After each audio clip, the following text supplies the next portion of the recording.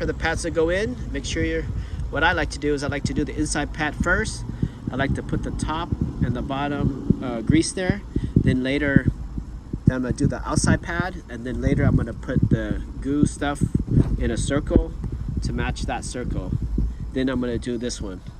So, match this groove here, which is the two outsides.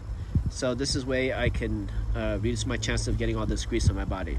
Then I'm gonna lubricate those two last, and then it goes in. And you notice I didn't hang it here because I'm only doing one side at a time. I'm not turning the steering wheel, so it's okay to live like that, just as long as that brake line doesn't get pulled down.